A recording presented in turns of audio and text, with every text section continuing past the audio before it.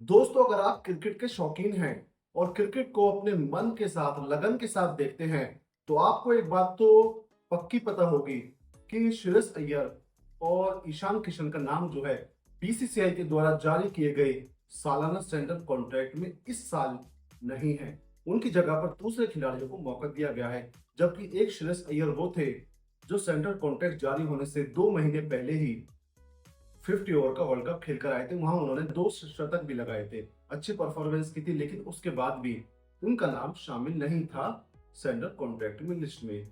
चलिए दोस्तों, एक बार जानते हैं कि इन दोनों का नाम आखिर क्यों नहीं था, और उसके बाद जो मेन बात है उसके ऊपर चर्चा करेंगे कि आखिर ये बात दोबारा से आईपीएल के लास्ट में वर्ल्ड कप शुरू होने से पहले आखिर क्यों निकल कर आई है कि इन दोनों के ऊपर सेंट्रल कॉन्ट्रैक्ट में नाम नहीं है।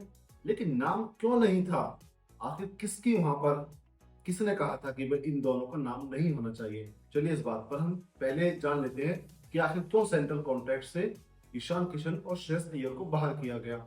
साउथ अफ्रीका के साथ सीरीज हुई थी, टीम इंडिया की टेस्ट सीरीज और वनडे सीरीज, जहां से ईशान किशन ने एक टेस्ट मैच खेलने के बाद अपना नाम वापस ले लिया और कहा कि मैं अपने मेंटली फिट नहीं हूँ। जी हाँ दोस्तों, उन्होंने कहा कि मैं मेंटली फिट नहीं हूँ और उन्होंने नाम वापस ले लिया। बीसीसीआई ने कहा चलिए कोई बात नहीं, जब आप मेंटली फिट हो जाएंगे आप टीम में आ जाएंगे। उसके बाद एक रिपोर्ट्स निकलकर सामने आती है कि ईशान किशन जो है वो हार्दिक पांड्या के साथ और कुणाल पांड्या के साथ गुजरात के एक स्टेडियम में आईपीएल के लिए प्रैक्टिस कर रहे हैं। तो जैसे ये खबर बीसीसीआई सुनती है तो बीसीसीआई के तन बदन में आग लग जाती है। कहीं ना कहीं वो सोचती है कि हमारा ये अपमान है कि हमसे तो कह दिया कि मैं मेंटली फिट नहीं हूँ, और वहां पर वो आईपीएल के लिए अपनी फ्रेंचाइजी के लिए प्रैक्टिस करते हुए दिखाई दे रहे हैं।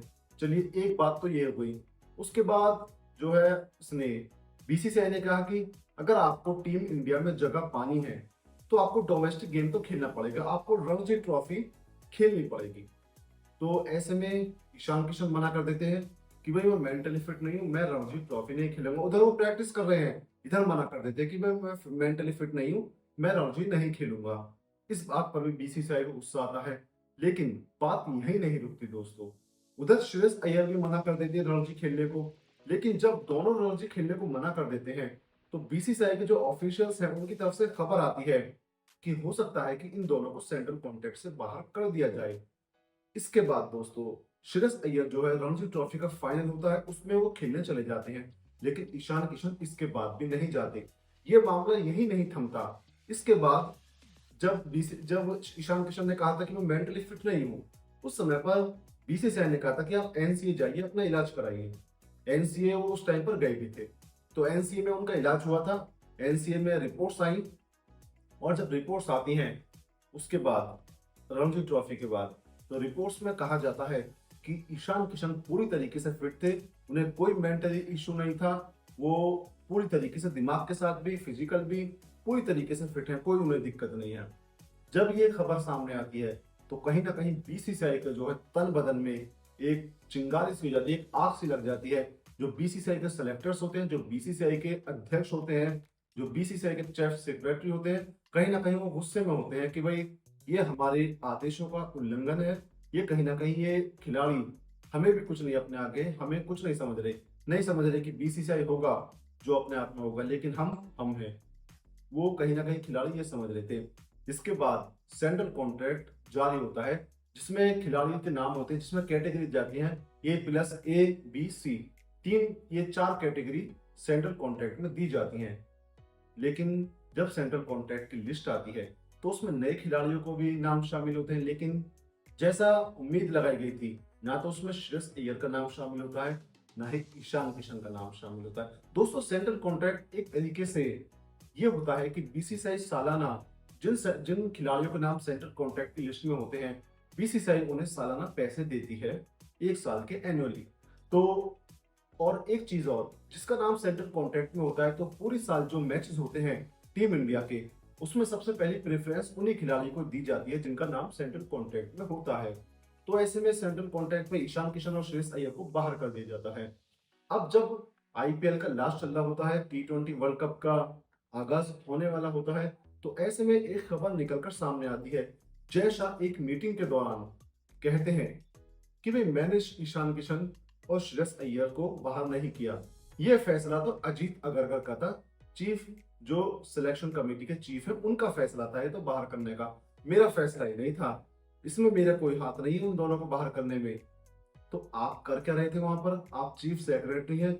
अगर अजीत अग्रकर बाहर कर रहे थे तो आप मना करते उनसे। आप वहां पर क्या कर रहे हो? आपको वहां पर बिठाया क्यों गया है? आपको इसलिए बिठाया गया है कि भाई दूसरा अगर कोई गलत डिसीजन लेता है तो आप उसे रोकिए। आपके पास तो सबसे ज्यादा पावर है बीसीसीआई के अंदर, और सरकार भी आपकी है देश के अंदर।